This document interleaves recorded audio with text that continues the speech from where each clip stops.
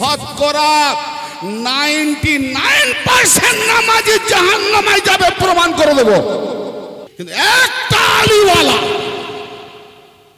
নামাজ পড়ছে না পড়ছে আমার দেখার দরকার নাই, বাস আলীর মহব্বত আছে, নিয়ে এসো কোরআন হাদিস মোতাবেক তাকে আমি জান্নাতি প্রমাণ করে দেবো ইনশাআল্লাহ। আবে নেকি কোনো কাজে লাগবে না যদি ঈমান না থাকে। তোমার নামাজ রোজা হজ যাকাত টুপি আল খল্লা আল্লাহ ছুঁড়ে ফেলে দেবে, ঈমান আছে কিনা দেখবে। তো মৌলভী সাহেব তোমার ঈমানের শেকড় কাটা, উপর থেকে নামাজ কাজে লাগবে না, বরং ওই নামাজ তোমার শত্রু হবে, মারবে, ঘুষবে, জাহান্নামে ফেলবে। নামাজ রোজা হজ যাকাত আমি পেয়ে গেছি, সোজা জান্নাতে।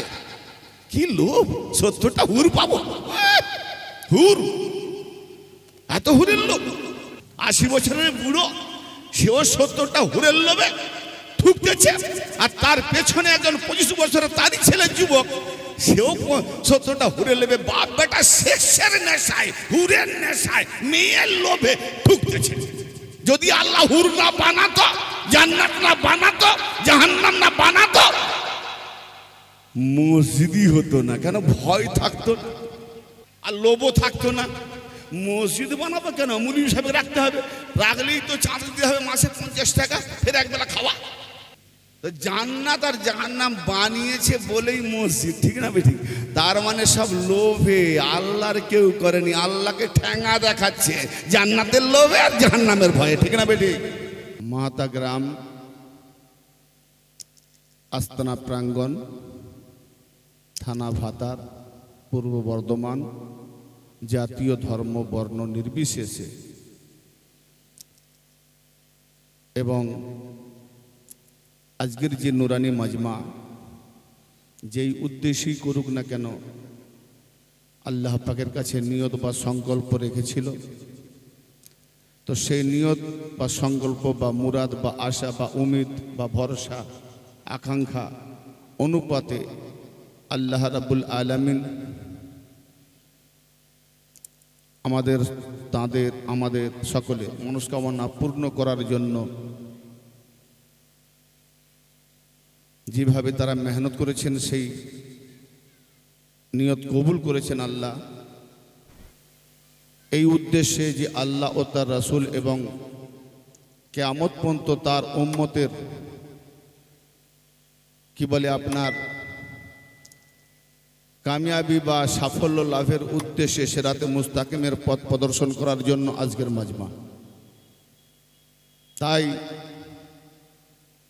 দূরে এবং সামনে সবাইকে, জাতীয় ধর্ম বর্ণ নির্বিশেষে সবাইকে আমার অন্তরের অন্তঃস্থল থেকে অভিনন্দন, বয়োজ্যেষ্ঠদের বিশেষ করে শ্রদ্ধা, আমার সমবয়স্ক যারা তাদের প্রতি ভালোবাসা, মা বোন পর্দানাসীন যারা আছেন তাদেরও প্রতি শ্রদ্ধা ও ভালোবাসা, কচিকাচা ছেলেমেয়েরা যারা আছেন তাদের প্রতি স্নেহের আশিস জানিয়ে সর্বপ্রথম সেই বিশ্বনিয়ন্তা পরম করুণাময় আল্লাহ রাব্বুল আলামিনের দরবারে বেশুমার শুকরিয়া জানাই, যিনি তার বারগুজিদা পয়গম্বর হুজুরপুর নূর সরকারে দো আলম জনাবে মুহাম্মদুর রাসূলুল্লাহ সাল্লাল্লাহু তাআলা আলাইহি ওয়া আলিহি ওয়াসাল্লামের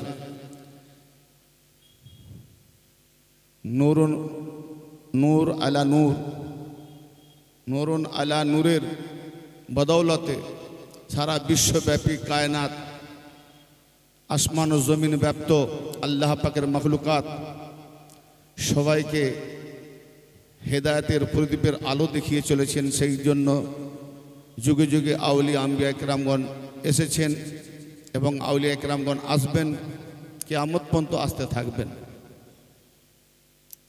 আল্লাহ পাকের যে বিধান, সেই বিধানটা হলো কি, যে তার সাধারণ সহজ সরল বান্দা যারা আছে তাদেরকে দাওয়াত দিতে হবে। কোনো এমন কম নাই যে তার কাছে আল্লাহ হাদি পাঠায় না।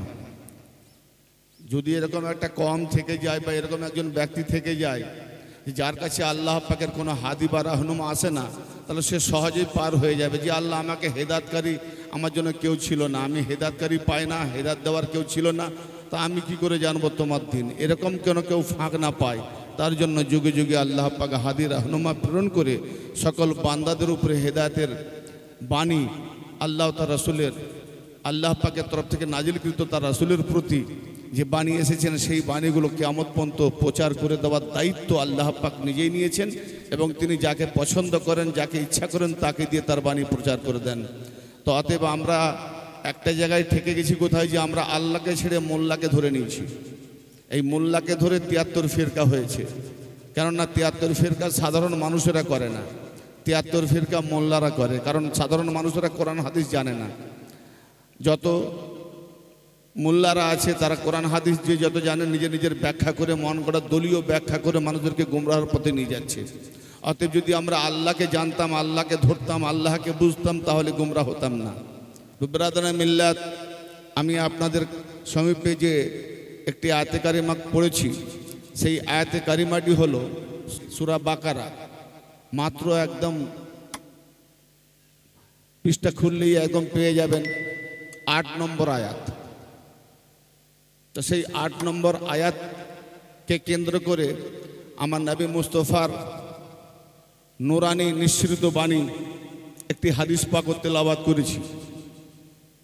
কারণ কোরআন আমি যে পড়েছি, সেই কোরআনের ওয়ারিসকে,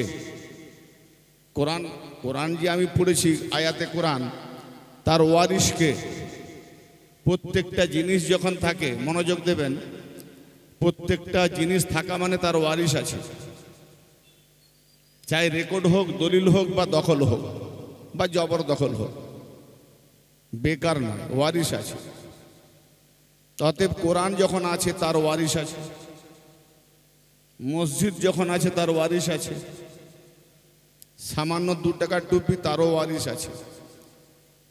সারা ব্রহ্মাণ্ড, ইহকাল পরকাল সব খবর যে গ্রন্থে পাওয়া যায় তার নাম হলো আল কোরআন, আর তার ওয়ারিস নাই।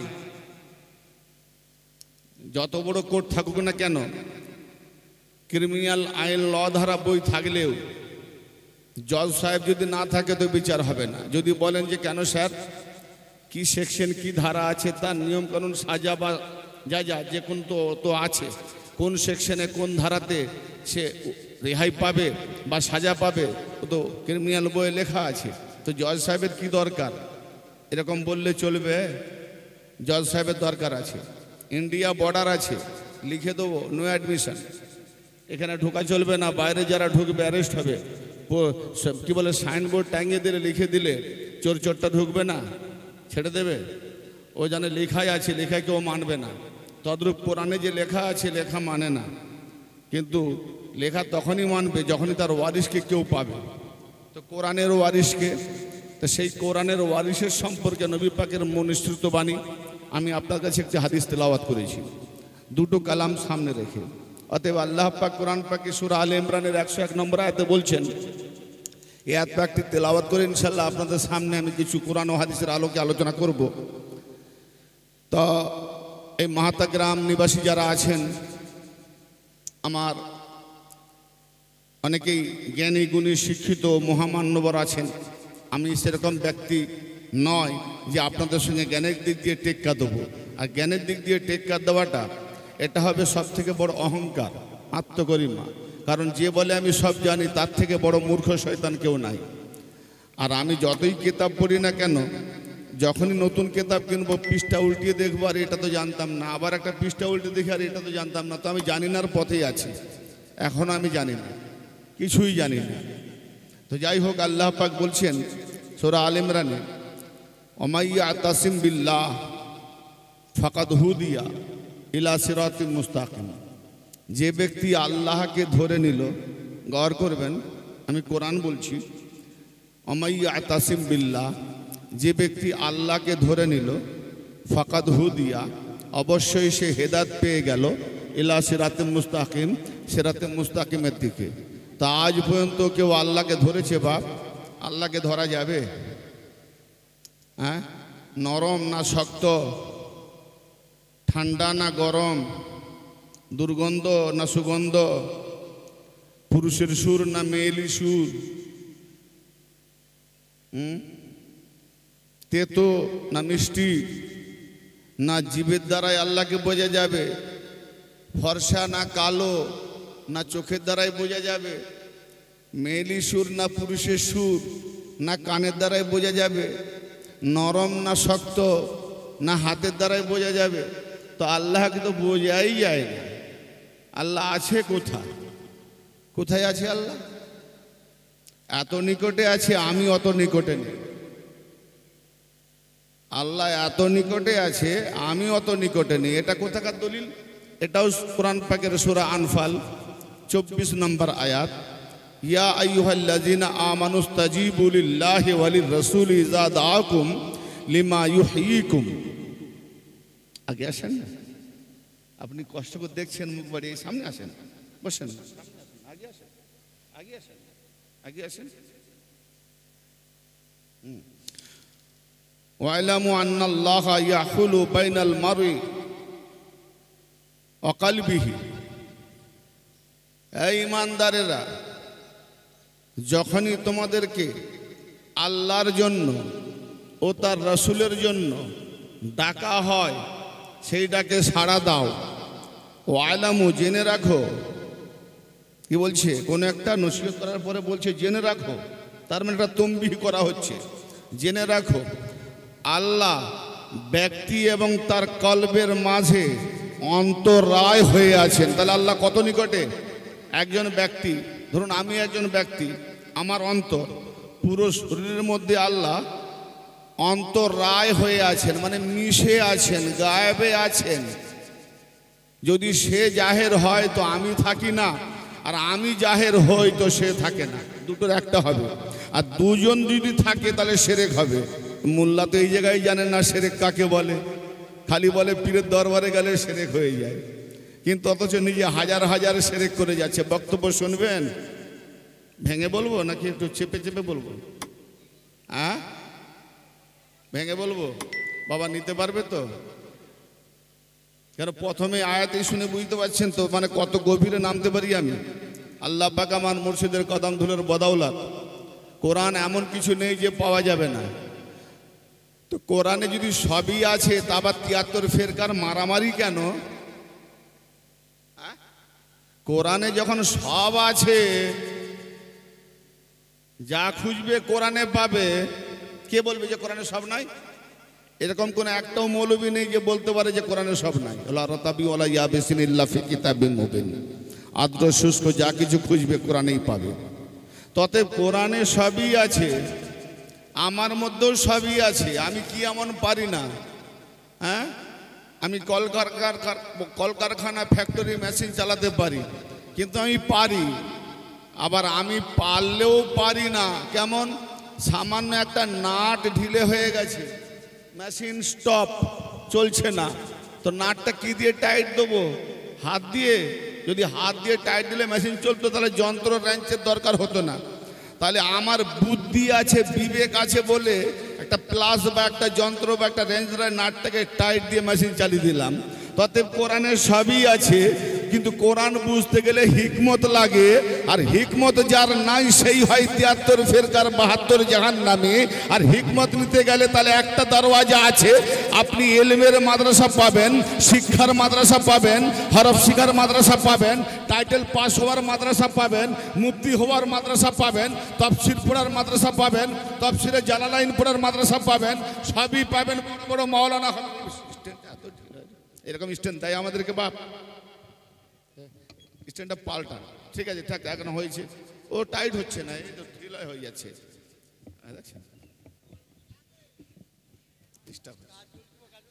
আরে ভাই, আমরা জুনুন বক্তা, একটু হিলে গেলেই বাঁচে। কখন কোন সময় দাঁড়িয়ে যাবো তার ঠিক নেই, কেন আমি থাকি না। আগে কি বলেছি? আমি থাকলে আল্লাহ থাকে না, আল্লাহ থাকলে আমি থাকি না। এটা মুর্শিদের পায়গাম। যারা পীর ধরেছে তারা বোঝে, সবাই বুঝতে পারবে না। অথচ সব পীর নয়, কামেল পীর। হ্যাঁ, তা না হলে কি আনাল হক বলতেন? মনসুর হাল্লাজ হারিয়ে গেছে, আনাল হককে দেখেছে, হক দেখেছে, তাই আনাল হক বলেছে।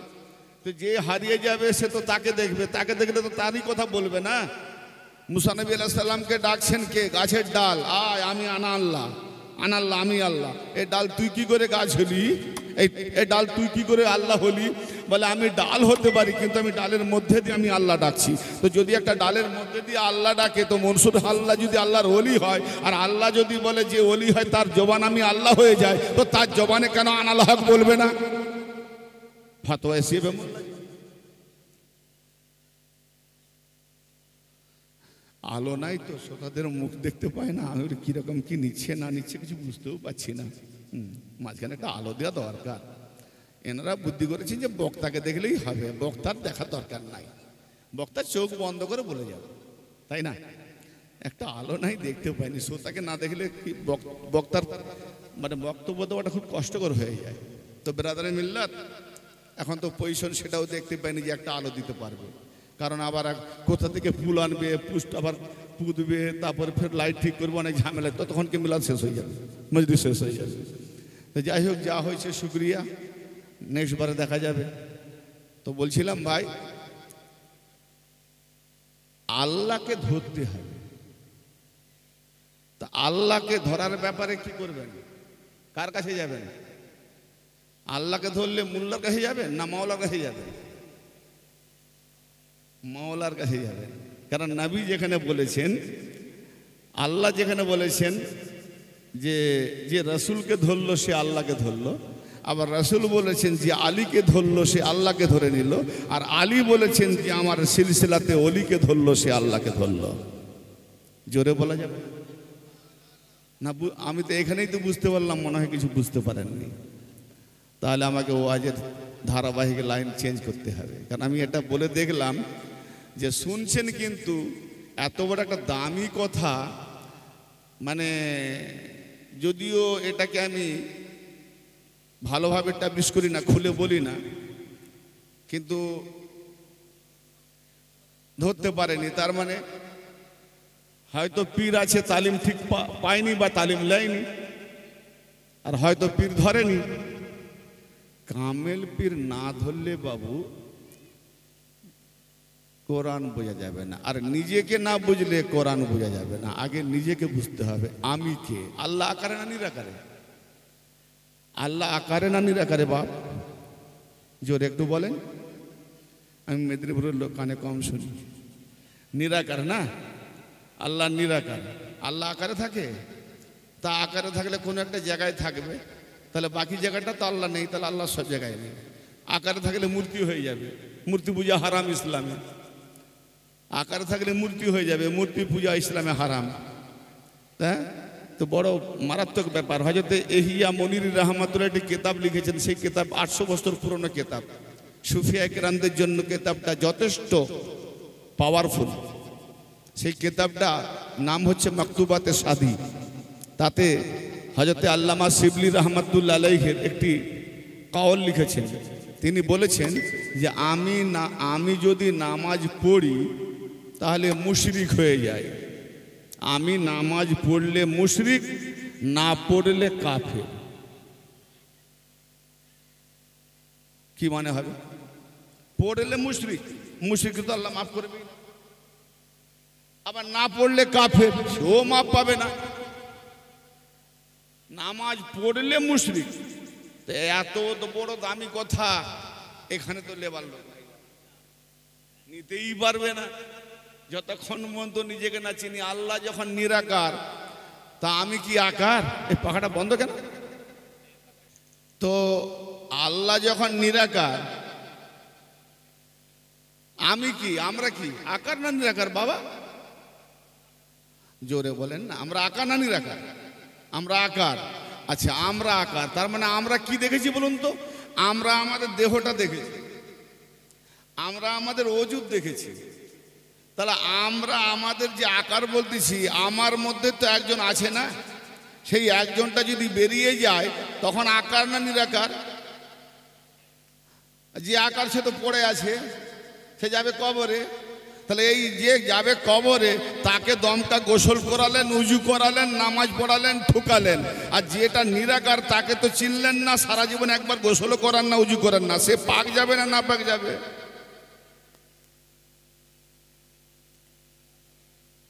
না। ওই দেহকে নিয়ে মাতামাতি। সুফিয়া একরামদের কাছে শুধু দেহ নিয়ে খেলা হয় না, দেহ, নফস, রূহ, তিনজন। এই জন্য ইয়াকা নাবুদু একা পড়লেও বহু বচন, আমরা আপনারই ইবাদত করি, আমি নয় আমরা। তো আমি যখন দেহ ফেলে চলে যাব যেখান থেকে এসেছি, কারো মরার খবর শুনলে কি বলি? ইন্না লিল্লাহ ওয়া ইন্না ইলাইহি রাজিউন। নিঃসন্দেহে আমরা আল্লাহ পাকের জন্য এবং আমরা তার দিকেই প্রত্যাবর্তন করব, তাই না? তো অতএব যেখান থেকে এসেছি সেখান থেকে সেদিকেই যেতে হবে না। তো যেখান থেকে এসেছি কি আমি নিরাকার এসেছি না আকার এসেছি? আমি এসেছি বাপ মায়ের ওসিলাতে, মায়ের গর্ভে আকারে এসেছি, বাপের ওসিলাতে এক ফোঁটা, তাও দুর্গন্ধ, তুচ্ছ, নাপাক।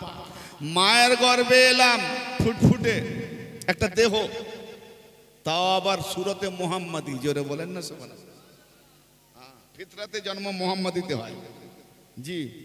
তো এলাম, তো আমি নাপাক পানি থেকে তৈরি হলাম, তখন কেউ জন্ম হয়ে আল্লামা, ফাহামা, মুফতি, মুহাদ্দিস, মাওলানা কেউ হয়নি, সব নিরেট মূর্খ হয়েছে। ওই নাপাক পানি থেকে বড় হয়ে কে আল্লামা, কে ফাহামা, কে মাওলানা, কে মুফতি, পায়জামা, কত কি হয়ে গেল। তারপরে লড়াই দেখেলে, কি লড়াই, কে আমি? তাহলে আমি ছিলাম গমের ভেতরে, ডালের ভেতরে, চালের ভেতরে, পটলের ভেতরে, চিচিঙ্গার ভেতরে, মাংসের ভেতরে, হপার ভেতরে, ভেন্ডির ভেতরে। কি করে হয়? আরে আব্বা মা যদি ভেন্ডি না খেতেন, ডাল না খেতেন, চাল না খেতেন, রেশন না খেতেন, তো রক্ত হতো না, রক্ত না হলে মনি বীর্য হতো না, মনি বীর্য না হলে মলি বিষাব হতো না। কত শিলা, আবার ওগুলো ছিল কোথায়? মাটির ভেতরে। হ্যাঁ, আবার হাওয়া না হলে মাটির ভেতরে ও মারা যাবে, অক্সিজেন বন্ধ, গাছ মারা যাবে। আবার সূর্যের তাপ না হলে, আগুন না হলে ও মারা যাবে, কিয়ামত গাছের জন্য। কি আবার পানি না দিলে বাঁচবে? তাহলে কটা দিয়ে হচ্ছে? এই জন্য মানুষের যে বডিটা চারটে আনসার দিয়ে, পানি, মাটি, আগুন, বাতাস। না বুঝে যাচ্ছেন আপনারা? জ্ঞানী গুণী, আমার বোঝাতে কষ্ট হচ্ছে নাকি বাপ? হ্যাঁ না কিছু বলেন, একটু হ্যাঁ না বলবেন তো? হ্যাঁ বুঝে নয়, একটু হ্যাঁ না বললে আবার আমি জানবো কি করে যে আমার কথা বুঝতে পারছেন না? ভাই আমি যদি বলি কি ভাই খেতে খেতে যদি বলি গোশ নেবেন, তখন তো চুপ করে থাকেন না। হ্যাঁ হ্যাঁ দেন, এখানে আসেন, এখানে আসেন, তখন বলতে হয় না, বলে এখানে আসেন, এখানে আসেন। আর আমি এখন বলছেন সব বুঝে, কই তো খাওয়ার সময় তো বলবেন না বা বলেন না, জানেন না আমরা সব খেতে জানি, ও আপনাকে বলতে হবে না, তারপরে কি আপনি তুলে খেয়ে নেবেন? তা আমি একটু জিজ্ঞেস করবো, হ্যাঁ না বলবেন, তাহলে আমার সাহস বাড়বে, জানা বুঝতে পারছেন? জি, হ্যাঁ না বলতে কি পয়সা লাগবে? আমার কাছে কিছু লাগবে না, বা সরকার ট্যাক্স দিবে না। বেরাদানে মিল্লাত ওয়াজ আমি শুরু করে নিই, নতুন জায়গা তো, কে কতটা মন মানসিক বিবেক বুদ্ধি রাখে একটু যাচাই করার জন্য আমি একটা টেলার বলছি ছোট্ট করে। এইটুকু বলে আমি বুঝতে পারবো যে কে কতটা। নতুন জায়গা 2-3 বার এলে আমাকে এই টেলারটা দিতাম না, ডাইরেক্ট ওয়াজ শুরু করে দিতাম। তো বেরাদানে মিল্লাত, এখন আল্লাহ পাক আমাদের জন্য যে রাহনুমা পাঠিয়েছে, কোথা থেকে? শরীরের বেমার হলে তাহলে এই দুনিয়াবি পদার্থ দিয়ে ঔষধ তৈরি করে, আর এই দুনিয়ার ডাক্তার আসে।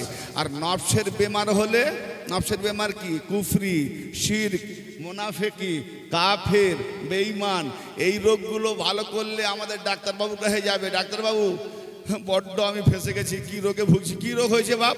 বলে আমি মুনাফেক হয়ে গেছি, আমি তালাক দিয়ে ফেলেছি। ডাক্তার তালাকের ফতোয়া দিতে পারবে? কিন্তু ইসলামের ব্যাপার কি জি?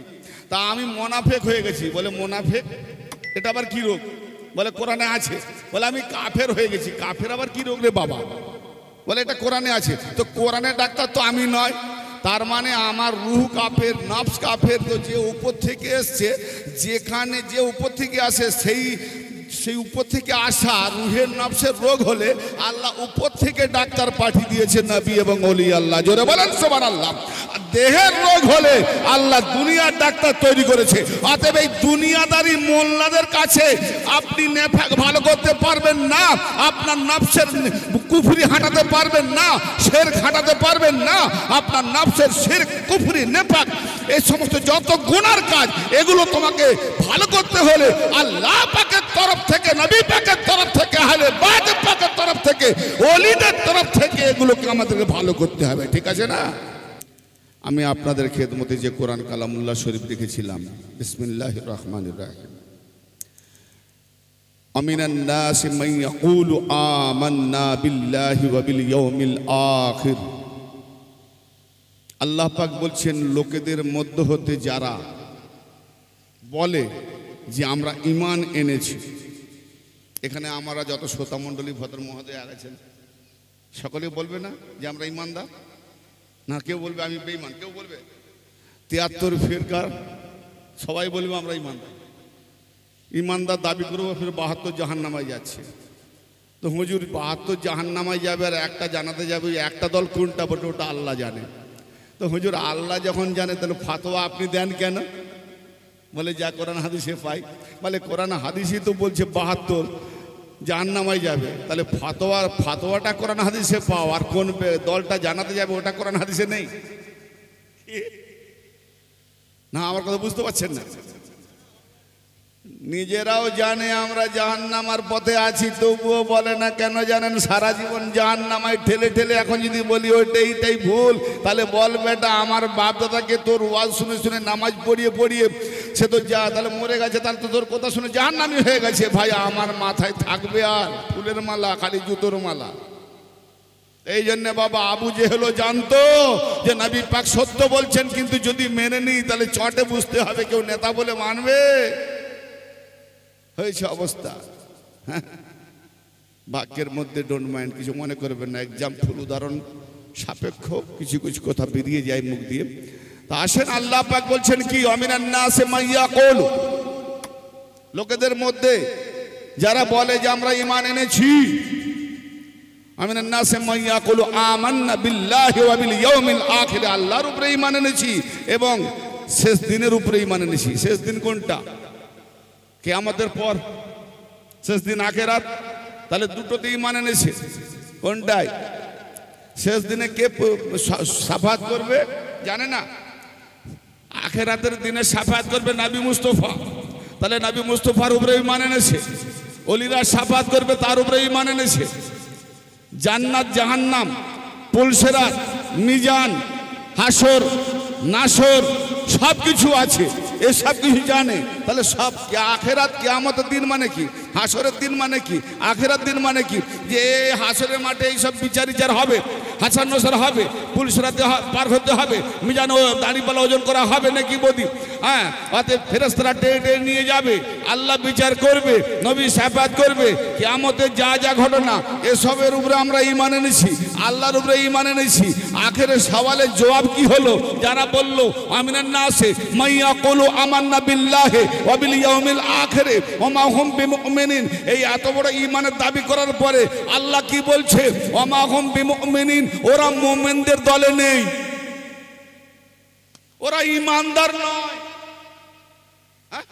আল্লাহ মানলাম, নবী মানলাম, ওলি মানলাম, জান্নাত মানলাম, ফেরেশতা মানলাম, কোরআন মানলাম, কিতাব মানলাম, হাদিস মানলাম, পুলসিরাত মানলাম, সব বিচার মানলাম, সবই কিছু মানলাম, এই সবের উপরে ঈমান আনলাম, মেনে নিলাম। আর আল্লাহ উত্তর দিলেন কি? ওমা হুম বিমুমিনিন, ওরা মুমিনদের সাথে নেই, যারা ঈমানদার তাদের সাথে নেই। এখন এই হাউস চিন্তা করে দেখুন যে আমরা যে দাবি করি আমরা ঈমানদার, আমরা মুসলমান, আমরা ঈমানদার, তো আমরা আল্লাহ বলছে ওরা মুমিনদের সাথে নেই। কি হবে? আল্লাহ যদি বলে দেয় এই পুরো হাউস দু একজন ছাড়া সবকে যদি আল্লাহ বেঈমান বলে দেয়, কি হবে? ভাই ঈমান যার নাই, একজন হিন্দু ভাইয়ের উপরে 5 ওয়াক্ত নামাজ পড়া ফরজ। কথাটা কি এত কঠিন না? ঠিক মতো শোনেননি মনে হয়। খিদে লাগেনি তো? কেন খিদে লাগলে মাথা গন্ডগোল হয়? আমি যে কথাটা বললাম, একজন হিন্দু ভাইয়ের উপরে কি 5 ওয়াক্ত নামাজ পড়া ফরজ? সেটা তো না বলবেন। হ্যাঁ, হজ ফরজ নয়। তার মানে ঈমান, হিন্দু হোক, জৈন হোক, খ্রিস্টান হোক, নাসারা হোক, বৌদ্ধ হোক, যেই হোক, যতক্ষণ পর্যন্ত ঈমানদার না হবে ততক্ষণ পর্যন্ত ইসলামী কানুন তার উপরে ওয়াজিব নয়। তাহলে এখন আল্লাহ যদি আমাদেরকে বলে দেয় যে তোরা ঈমানদার নয়, তাহলে আমার নামাজ কি কাজে লাগবে? রোজা কি কাজে লাগবে? হজ কি কাজে লাগবে? টুপি কি কাজে লাগবে? জুব্বা কি কাজে লাগবে? সব জীবনটাই বেকার হয়ে যাবে, ঠিক না বেটে? হ্যাঁ, তো আল্লাহ পাক বলছেন, হয়তো ঈমানের ব্যাপারটা তো আমরা যেগুলো ঈমান আনি সেগুলো তো বলা হচ্ছে কোরআন, যে আল্লাহর উপরে ঈমান আনি, রাসূলের উপরে ঈমান আনি, নবীকে মানি, আল্লাহকে মানি, ফেরেশতাকে মানি, হাসরকে মানি, কিয়ামতকে মানি, বিচারকে মানি, পুলসিরাত মানি, বিজানকে মানি, সবই মানি। আল্লাহ বলছে ঈমানদার নয়। সাংঘাতিক ব্যাপার। আল কোরআন সূরা বাকারা আয়াত নম্বর 8। সন্দেহ হলে কোরআন নিয়ে আসেন, দেখিয়ে নামবো। না দেখাতে পারলে, যতদিন পর্যন্ত দেখাতে না পারবো, কি গ্রাম মাহাতা গ্রামে পড়েই থাকবে, না খেতে দিলেও পড়ে থাকবে যদি না থাকে কোরআন। সাংঘাতিক ব্যাপার। কোরআন আমরা পড়ে নিয়েছি। আসলে কোরআনটাকে নিয়ে আমরা কেমন ব্যবহার করি জানেন? তারাবির নামাজে তোতা পাখি, কিছু মানে বুঝি না বুঝি, চোখ বন্ধ করে পড়লেই একবারে 3 তলা বিল্ডিং এর মতো নেকি হয়ে যায়। এই দোয়া পড়লে এত নেকি, ওই দোয়া পড়লে এত নেকি, হাঁচির দোয়া, কাশির দোয়া, বাদার দোয়া, হাগার দোয়া, চলার দোয়া, এত দোয়া। আমি বলি, মৌলভী সাহেব, দোয়া পড়লে যে এত নেকি, নেকি কি কাজে লাগবে? বলে জান্নাতে যাবি। তা আপনি একটা লিস্ট করে দেন, কতটা নেকি হলে আমি জান্নাতে যাব। আমি একটা প্ল্যানিং মাস্টার ইঞ্জিনিয়ারকে ডাকলাম, ভাই 5টা কামরা করব, একটা হাউস রুম করব, হল ঘর, একটা বৈঠকখানা করব, 5টা বেডরুম করব, একটা কিচেন রুম করব, একটা ব্যালকনি করব, এই এতটা জায়গা, এই পজিশন। আপনি এই পজিশনটা দেখে আমাকে বলুন কত লাখ টাকা খরচা হতে পারে। সে হিসাব নিকাশ করে মাপটাপ করে বলছে প্রায় 1 কোটির কাছাকাছি। তাই বললাম, স্যার 1 কোটি? বলে হ্যাঁ, আর একটু বেশি লাগতে পারে। ঠিক আছে, আমি 1.5 কোটি নিয়ে নামবো। 1 কোটি বলেছে, বেশি লাগলে 20 লাখ বেশি যাবে, 30 লাখ বেশি যাবে, হয়ে যাবে না? মৌলভী সাহেব, সেই রকম আপনি বলছেন নেকি, নেকি ভালো, কত হাজার, কত লাখ, কত কোটি নেকি হলে আমি জান্নাতে যাবো এটা বলে দেন, তাহলে আমি দিন রাত তসবিহ পড়ে পড়ে শুধু নেকি করবো। হ্যাঁ, আপনি নেকি কোনো কাজে লাগবে না যদি ঈমান না থাকে। তোমার নামাজ, রোজা, হজ, যাকাত, টুপি, আল খল্লা আল্লাহ ছুঁড়ে ফেলে দেবে, ঈমান আছে কিনা দেখবে।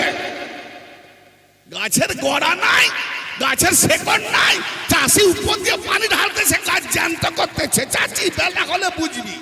কি গো, কেন? বলে তুমি যে পানি ঢালতেছো না, ও যতই ঢালো 10টা 12টা বাজরে গাছ শুকিয়ে যাবে। সত্যি তো গাছ শুকিয়ে গেছে, সেটা বলে গেছিল। কেন শুকালো? ইনকোয়ারি করে দেখে গাছের শেকড় কাটা। হ্যাঁ, গাছের শেকড় কাটা। তো মৌলভী সাহেব, তোমার ঈমানের শেকড় কাটা, উপর থেকে নামাজ কাজে লাগবে না, বরং ওই নামাজ তোমার শত্রু হবে, মারবে, ঘুষবে, জাহান্নামে ফেলবে। হ্যাঁ হ্যাঁ, ব্যাস নামাজ, রোজা, হজ, যাকাত আমি পেয়ে গেছি, সোজা জান্নাতে। কি লোভ, 70টা হুর পাবো। হুর, এত হুরের লোভ, একটাকে নিয়ে চলতে পারে না, 70টা। বাপরে বাপ, 80 বছরের বুড়ো, সেও 70টা হুরের লোভে ঠুকতেছে। আর তার পেছনে একজন 25 বছরের তারই ছেলে যুবক, সেও 70টা হুরে নেবে। বাপ বেটা সেক্সের নেশায়, হুরের নেশায়, মেয়ের লোভে ঠুকতেছে। যদি আল্লাহ হুর না বানাতো, জান্নাত না বানাতো, জাহান্নাম না বানাতো, মসজিদই হতো না। কেন? ভয় থাকতো না, আর লোভও থাকতো না। মসজিদ বানাবো কেন? মুলি হিসাবে রাখতে হবে, রাখলেই তো চাঁদ দিতে হবে মাসে 50 টাকা, ফের একবেলা খাওয়া। হ্যাঁ কি ঠিক না বেটি? তো জান্নাত আর জাহান্নাম বানিয়েছে বলেই মসজিদ, ঠিক না বেটি? তার মানে সব লোভে, আল্লাহর কেউ করেনি। আল্লাহকে ঠ্যাঙা দেখাচ্ছে জান্নাতের লোভে আর জাহান্নামের ভয়ে, ঠিক না বেটি? না না, এত সহজ নয়। হ্যাঁ, আল্লাহকে ধোঁকা দেবে। তারপরের আয়াতে আল্লাহ কি বলছেন? ইখাদিউন আল্লাহ আল্লাযীনা আমানু ওয়া মা ইয়াখদাউনা ইল্লা আনফুসাহুম ওয়া মা ইয়াশউরুন। সূরা বাকারা 9 নম্বর আয়াত। আল্লাহ পাক কি বলছেন?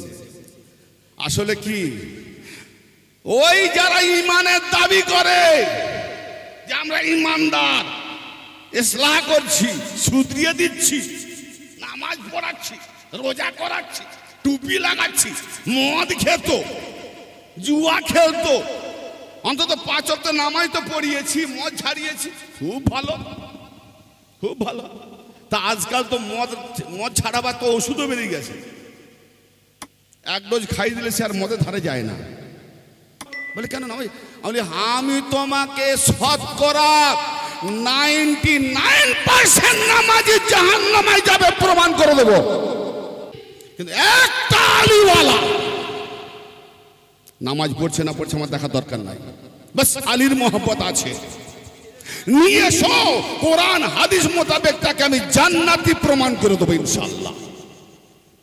কি বললাম? খুব লাগবে কোরআন। নামাজ কি জন্য? নামাজ তো ওদেরই জন্য, আহলে বাইতকে চেনার জন্যই নামাজ, আহলে বাইতকে চেনার জন্যই নামাজ, পাঞ্জেতনকে চেনার জন্যই নামাজ, নবীকে চেনার জন্যই নামাজ। আল্লাহর দরকার পড়ে না ইবাদতের, আল্লাহর দরকার পড়ে না। আল্লাহর নামাজ না পড়লে আল্লাহ কি বেটে হয়ে যাবে নাকি? আর আল্লাহর নামাজ পড়লে কি আল্লাহ লম্বা হয়ে যাবে নাকি? আল্লাহর ইবাদত করলে কি আল্লাহ ধনী ব্যক্তি হয়ে যাবে নাকি? আর তার ইবাদত না করলে খুব গরিব হয়ে যাবে, খেতে পাবে না নাকি? না না না, আল্লাহর ইবাদতের দরকার নাই। আল্লাহ যেমনই আছেন তেমনই আছেন, তেমন থাকবেন তেমন ছিলেন। অতএব শোনেন, সমস্ত কিছু ইবাদত কেবল নবীকে চেনার জন্য, জানার জন্য, আলীকে চেনার জন্য, জানার জন্য, হাসানকে চেনার জন্য, জানার জন্য, হোসেনকে চেনার জন্য, জানার জন্য, মা ফাতেমাকে চেনার জন্য, জানার জন্য, আহলে বাইত রাসূল পাঞ্জেতান, আইম্মায়ে তাহরিন 14 মাসুম এবং সিলসিলা ধারাবাহিক খাজা গরিব নওয়াজ সুলতানুল হিন্দ, এই সব ওলিদেরকে চেনার জন্য, জানার জন্য ইবাদতের দরকার হয়।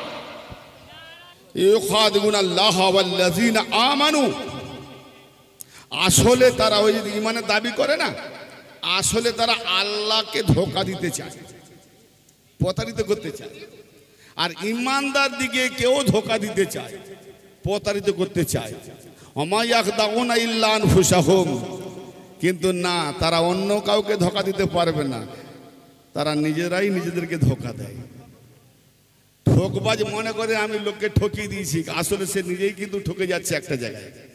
হ্যাঁ, অতি চালাকের গলায় দড়ি হয়, বলে আমি কেস করে ওকে একদম ফাঁসিয়ে দেবো। কিন্তু কেস করে সে যখন একটু কষ্ট মষ্ট করে কেসটা চালিয়ে যেতে পারলো, রায়টা যখন বেরিয়ে গেল না, তার একবারে নাক কান মুখ পুরো ধুলো ফুলন্দিত হয়ে গেল এবং জরিমানাও হলো, দেশ সমাজে অতএব ঠকাতে গেছিল, ঠকে গেল। এরকম হয় না? তো এরকম কিছু চালাক ইমানদার যারা আছে তারা কি করে? চালাক ইমানদার যারা আছে তারা করে কি, আপনার নিজেদেরকে ঠকায়, আসলে লোকদেরকে ঠকাতে পারে না। বেরাদানে মিল্লাত, হ্যাঁ ভাইরা আমার, এবারে আসুন, ওমা ইয়াশুরুন, আসলে তারা অনুভব করতে পারে না, আসলে তারা অনুভব করতে পারে না। তো ভাই এরকম একটা ব্যাপারে দেখুন, সূরা আল হুজরাত, সূরা আল হুজরাত কোরআন পাকে আসছে 14 নম্বর আয়াত। ভাই ওদিকে যে লাইটম্যান কাজ করছে, লাইটের ম্যান কাজ করতে দেন, আপনারা মনোযোগ দেন। সূরা আল হুজরাতে আল্লাহ পাক কি বলছেন? সূরা আল হুজরাতে আল্লাহ পাক বলছেন, ক্বালাতিল আরাবু আমান্না, আরবি দেহাতিরা বলে থাকে যে আমরা ঈমানদার। আরবি দেহাতিরা যারা গাঁয়ের মানুষ আরবের মধ্যে, তারা দাবি করে যে আমরা ঈমানদার। ক্বালাতিল আরাবু আমান্না, দেহাতিরা বলে থাকে, আরবিরা বলে থাকে যে আমরা ঈমানদার। কিন্তু আল্লাহর জবাব কি আসছে? কুল লাম তুমিনু ওয়ালাকিন কুলু আসলামনা, হে নবী আপনি বলে দিন, কুল লাম তুমিনু, আপনি বলুন যে না না তোমরা ঈমানদার নও। লাম তুমিনু, তোমরা ঈমান আনো নাই, তোমরা ঈমান আনো নাই। ওয়ালাম কুল্লাম তুমিনু ওয়ালাকিন কুলু আসলামনা, বরং তোমরা এটা বলো যে আমরা আসলাম, ইসলাম মেনেছি, অনুগত হয়েছি। তার মানে ইসলামে আছি, আমরা ইসলাম মেনে নিয়েছি, আমরা মুসলমান। তাহলে এখানে বোঝা গেল মুসলমান মোমেন নয়, মোমেন মুসলমান নয়। সব মুসলমান মোমেন নয়, কিন্তু মোমেন সব মুসলমান। কারণ মোমেন মুসলমান না হলে মোমেন হতে পারবে না, কিন্তু আবার সব মুসলমান মোমেন নয়। এই আয়াতটাকে বলছে যে আমরা ইসলাম মেনে নিয়েছি, অনুগত হয়েছি। ওয়ালাম্মা ইয়াদখুলুল ঈমানু ফি কুলুবিকুম, বলে দাও যে তোমাদের অন্তরে এখনো ঈমান প্রবেশ করে নাই। ভাই এই আয়াত যখন নাজিল হয়েছিল তখন কি আপনারা ছিলেন? আয়াতের সারমর্ম কি বোঝা গেল? যে আরবি দেহাতিরা বলে থাকে যে আমরা ঈমানদার, ঈমান এনেছি। আর আল্লাহ তার নবীকে বলছেন যে না, বলে দাও যে তোমরা ঈমানদার নও, তোমরা ঈমান আনো নাই, বরং তোমরা এটা বলো যে আমরা ইসলাম মেনেছি, মুসলমান হয়েছি। ওয়ালাম্মা ইয়াদখুলুল ঈমানু ফি কুলুবিকুম, এখনো তোমাদের অন্তরে ঈমান প্রবেশ করে নাই। তাহলে ঈমান যদি অন্তরে প্রবেশ করে নাই, তাহলে সে মোমেন নয়, ঈমানদার নয়। আল্লাহ বলছেন ইসলাম, আনুগত্য। কথা বুঝতে পারছেন না? পারেন না? হ্যাঁ, আচ্ছা এখানে একটা কথা ভাইজান আমার ভালো করে বোঝার চেষ্টা করবেন। আমার তো মনে হয় আপনাদের যে চিন্তাধারাটা, মানে যেভাবে ওয়াজ শুনে এসছেন, আজকে মনে হয় যেন একটু তেতো তেতো কড়া কড়া ভাব মনে হচ্ছে নাকি, তাই না? না না, আমি এখনো সময় শেষ করিনি, আস্তে আস্তে ইনশাল্লাহ বুঝিয়ে দেওয়ার চেষ্টা করব, কোনো অসুবিধা নাই। জি, মিষ্টিতে তোর প্রশ্ন নয়, কোরআন কোরআন কি বলছে, কোরআনকে আমরা ফলো করব। জি, মিষ্টিতে তোর প্রশ্ন নেই। ছোট ছেলের জন্য ওষুধ পড়া লাগে, বড়দের জন্য কোনো ব্যাপার না। জি, রোগ হলে তার ঔষধ ইনশাল্লাহ আছে। আচ্ছা, তাহলে ঈমান এখনো প্রবেশ করে নাই।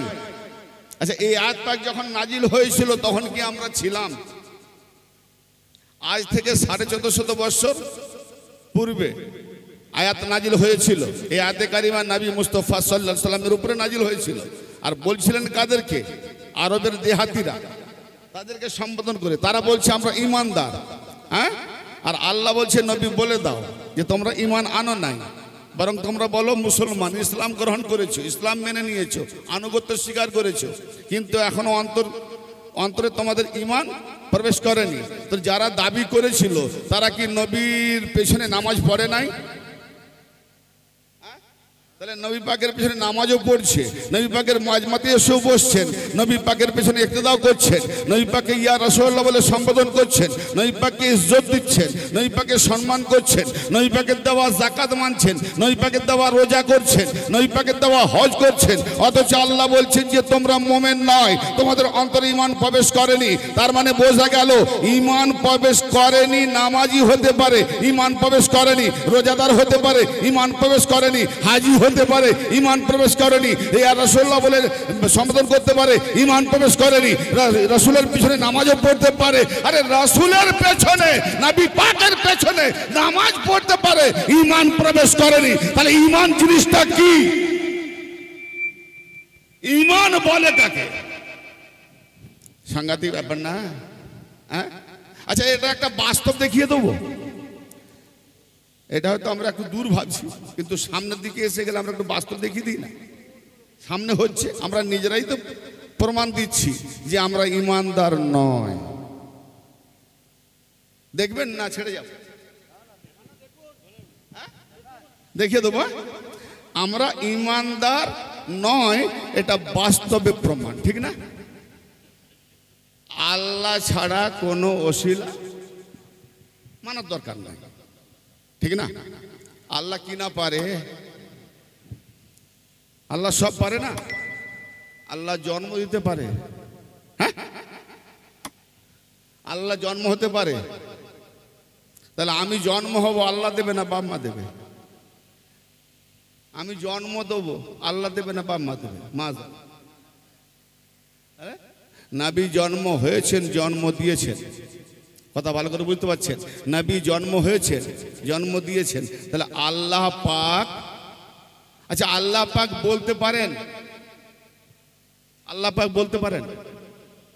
যদি বলতেন তাহলে আল্লাহ পাক কি বলছেন? কুল, হে নবী বলে দিন। কি বলবো? হুয়াল্লাহু আহাদ, তিনি আল্লাহ এক। ইয়া আল্লাহ, তুমি তোমার ব্যাপারে, তুমি ওয়াহাদানিয়তের ব্যাপারে তোমার একত্ববাদের প্রমাণ করাবে তো তুমি বলো যে আমি আল্লাহ এক। হ্যাঁ, তা আল্লাহ তুমি নবীকে দিয়ে বলছো কেন যে নবী বলে দাও আল্লাহ আমি এক? আল্লাহ বলছে আমার কি জীব আছে যে বলবো? আমার জীব আছে, অতএব আমার তাওহীদ, আমার কথা বলতে গেলে মুহাম্মাদের জবানে বলতে হবে। তাহলে আল্লাহরও ওসিলা দরকার। আল্লাহকে কথা বলতে গেলে মুহাম্মাদের জবান আল্লাহর ওসিলা। নাম তাকবীর, আল্লাহু আকবার, ইয়া রাসূলুল্লাহ, হায়দারি, ইয়া আলী মাওলা। আল্লাহকেও যখন কায়নাত কিছুই সৃষ্টি হয় না, তখন আল্লাহ পাক তার নূরে জাতি থেকে মোহাম্মদ মুস্তফার নূর বানালেন। কি জি? তো এইরকম একটা টপিক ওয়াজ করতে করতে এক জায়গায় আমার ওলমা ভাইরা বলছে আপনি ভুল ওয়াজ করছেন। আমি জি হজরত বলুন কোথায় ভুল হয়েছে। আমি মাইক চালু রেখেছি, কোনো অসুবিধা নাই, বলুন। বলছে আল্লাহর নবীকে আপনি জাতি নূর বলেছেন। আল্লাহর নবীর যে নূর বানানো হয়েছে উনি জাতি নূর নয়, আল্লাহ হুকুম করেছে হয়েছে। আপনি হুকমি নূর বলুন। নবীর নূর হুকমি নূর, আল্লাহর হুকুমে হয়েছে। আর জাত বলতে কি বোঝায়? নিজের পক্ষ থেকে, তাই না? যে আমার জাত থেকে আমার ছেলে, হ্যাঁ, তো আপনি জাতি নূর বলবেন না, হুকমি নূর বলুন। এটা আপনার ভুল হয়েছে। আচ্ছা আচ্ছা, তাহলে আপনার বিবেচনায় আমার এটা ভুল, আপনি এটা আমাকে ব্যাখ্যা করে শোনেন, আমার একটা উত্তর দেন। নূরে মুহাম্মদকে বানাবার পূর্বে আল্লাহ ব্যতীত আর দ্বিতীয় কেউ ছিল?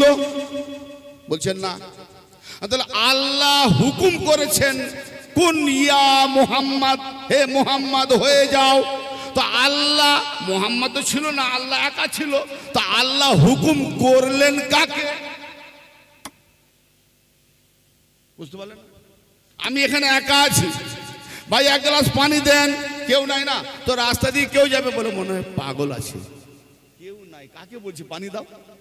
বলবে না পাগল আছে না?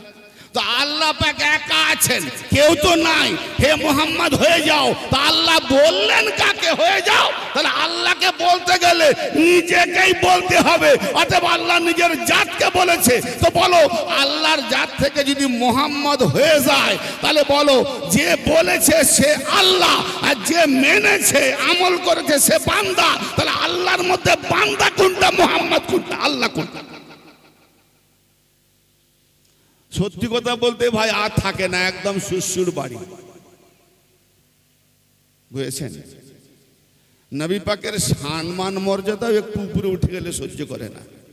অনেকে বলে এরা মুহাম্মাদকে আল্লাহর উপরে উঠিয়ে দেয়। আমি বললাম সুবহানাল্লাহ, আপনি যে বললেন আমরা নাকি নবী মুস্তফাকে মুহাম্মদকে আল্লাহর উপরে উঠিয়ে দিই, তো আপনি এক কাজ করুন না, আমাকে, আমি তো দেখিনি, আল্লাহর মাপ কতটা বলুন তো। নিঃসন্দেহে আপনি আল্লাহকে দেখেছেন না? বুঝতে পারলেন আমার কথা? আপনি যদি বলেন ভাই আপনি আপনার যে জিনিসটা আপনি উঠালেন, পতাকাটা, ঝান্ডাটা আমাদের বাড়ির উপরে উঠিয়ে দিয়েছেন, তাহলে আপনার বাড়ির একটা মাপ আছে না? তাহলে মাপের উপরে গেলে তবে তো উপর বলবে। তো আপনি আল্লাহর মাপটা দেখান। আল্লাহর মাপ ধরুন এতটা, তাহলে আমি মোহাম্মদকে এখান থেকে নিয়ে আরো 2 ফুট উপরে উঠিয়েছি, ঠিক না বেটি? তো আপনি আল্লাহর মাপটা দেখান, আল্লাহ কত দূর পর্যন্ত আছে আর মোহাম্মদকে তার উপরে কতটা তুলেছি। হ্যাঁ, বলে আপনার তো কথা শুধু মার পেচের কথা। বলে মার পেচ না হলে তো আপনি হালাল জাদা হতেন না। বলে সেটা কিরকম? কেননা দেখতে হবে, পছন্দ করতে হবে, দিন ধার্য করতে হবে, মোহর বাঁধতে হবে, 2 জন সাক্ষী হবে, একজন ওলিমা হবে, উকিল হবে, 200 বরযাত্রী লাগবে, এত মার পেছে যে বিয়ে হবে, তারপরে জন্ম হলে হবে সাহেব জাদা, হালাল জাদা। দেখবো না, দিন ধার্য করবো না, ইশারা করব, লজে যাব, হয়ে যাবে, কেউ সাহেব জাদা বলবে? হ্যাঁ, তাহলে কত মার পেছে হালাল জাদা, মার পেছে না নিলে হারাম জাদা।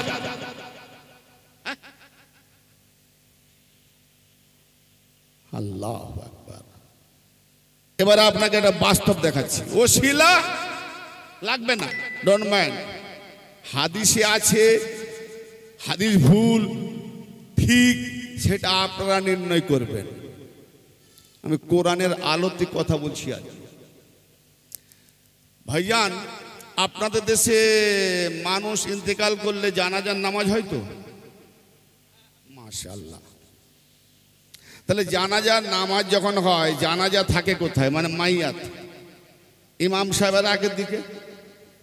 হ্যাঁ, ওই ব্যক্তি ইমাম সাহেব, ওই ব্যক্তিটা যখন বেঁচে ছিল না, তখন এত ড্রিঙ্ক করতো, ড্রিঙ্ক করার পরে 9 ফুট 6 ফুট রাস্তায় যখন চলতো না, ইদিক উদিক 9 ফুট 6 ফুট। ইমাম সাহেব বলে বাপরে বাবি যা খেয়েছে, আমি বরং এক সাইড হয়ে যাই, ওই চলে যাক। ওই আঁকা বাঁকা সাপের মতো যাচ্ছে। ইমাম সাহেব দাঁড়িয়ে গেছে, চলে গেল। কিছুদিন পর ওই ব্যক্তি মারা গেল।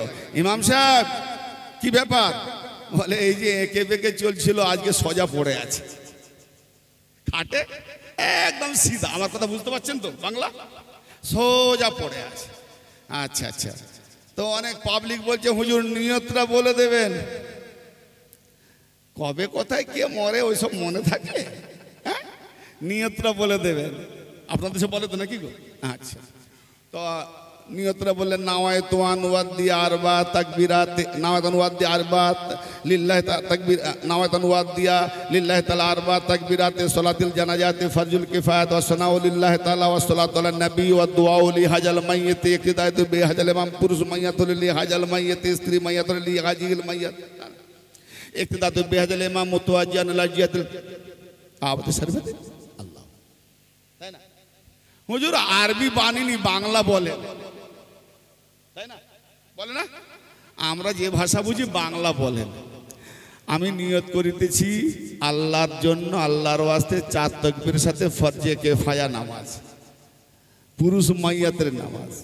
হ্যাঁ, আল্লাহ পাকের জন্য গুণ গরিমা, নবী পাকের উপরে দরুদ, লেহাজাল মাইয়াত। এই কাকে দেখাচ্ছে?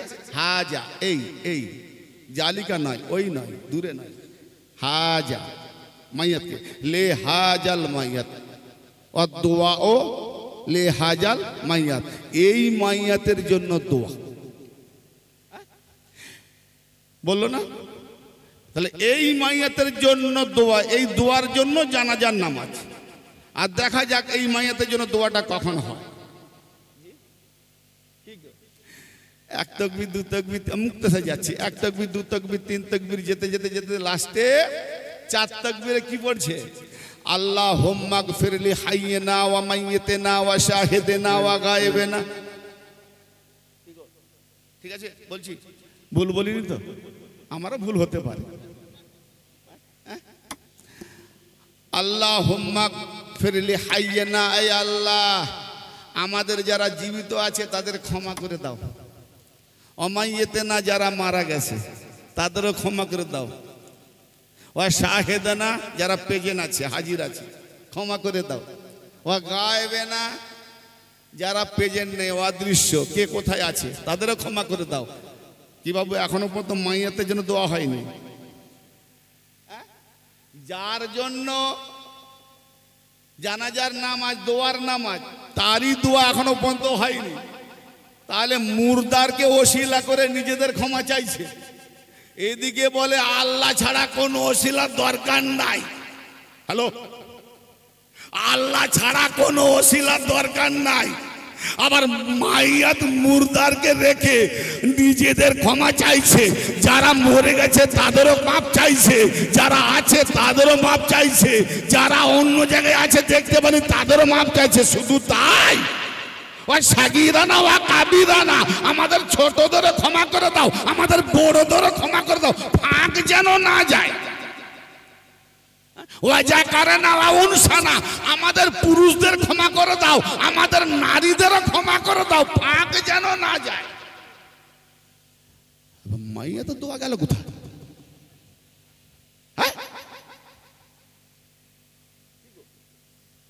ও শিলা লাগবে নিজে তো। যারা আল্লাহ বলছে কোরআনে ওলিদেরকে মুর্দা বলো না, তারা চিরঞ্জীবী রেজে খাচ্ছে, সেই ওসিলা ধরেনি সেরেক হয়ে যাবে। লাস্টে মুর্দারকে ওসিলা ধরেছে।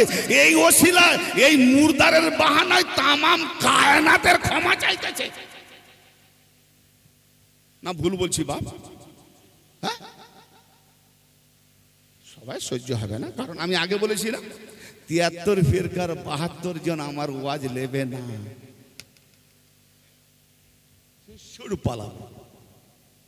জি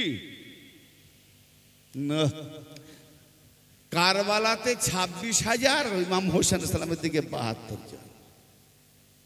তাহলে যেদিকে দল বেশি সেটা হেদাতের পাত্র দাদার এজিদ হেদাতে ছিল, ইমাম হোসেন গুমরাই ছিল মাআযাল্লাহ। সাংঘাতিক ব্যাপার। হ্যাঁ, হায় হায়। তাহলে কি হলো? যারা বেঁচে আছে, যারা মরে গেছে, যারা পেজেন আছে, যারা পেজেন নাই, যারা ছোট, যারা বড়, যারা পুরুষ, যারা নারী, সকলের জন্য ক্ষমা চেয়ে নিল। এখন বেচারা মুর্দার পড়ে আছে, তার জন্য দোয়াই হয়নি। কি আল্লাহুম্মা হাইয়াইতাহু মিন্না ফাহি আলাল ইসলাম। আয় আল্লাহ, আমাদের মধ্য হতে যাকে তুমি হায়াতে রাখো তাকে ইসলামের উপরে রাখো। কিসের উপরে? আলাল ইসলাম, আলাল ঈমান নয়, আলাল ইসলাম, ইসলামের উপরে রাখো। আগে বলেছি না যে তোমরা ইসলাম কবুল করেছো, ঈমান কবুল করনি। তাহলে আজকেও আমরা প্রমাণ দিচ্ছি, আমান তাওয়াফাইতাহু মিন্না ফাতাওয়াফাহু আলাল ঈমান। এবং আমাদের মধ্য হতে যাকে আপনি মৃত্যু দেবেন তাকে ঈমানের উপরে মৃত্যু দিও। তাহলে মরার সময় ঈমানের উপরে মৃত্যু দাও, বাকি মরার আগে পর্যন্ত যতদিন বাঁচবো ঈমানের সঙ্গে থাকবো না, ইসলামের উপরে রাখো। ফেরাউন তো মরার সময় বলেছিল আমি মুসা ও হারুনের আল্লাহর প্রতি ঈমান আনলাম। ফেরাউনের ঈমান কবুল হয়েছিল? আর আজকে আমরা বলছি ইসলামের উপরে রাখো, মরার সময় ঈমান দিও। তাহলে বোঝা গেল নিজের জানাজার নামাজের দোয়াতে আমল করতে গিয়ে নিজেরাই হলো বেঈমান, ঈমানদার নাই। যার ঈমান নাই তাকে বলে। আর যদি ওখানে বলা হতো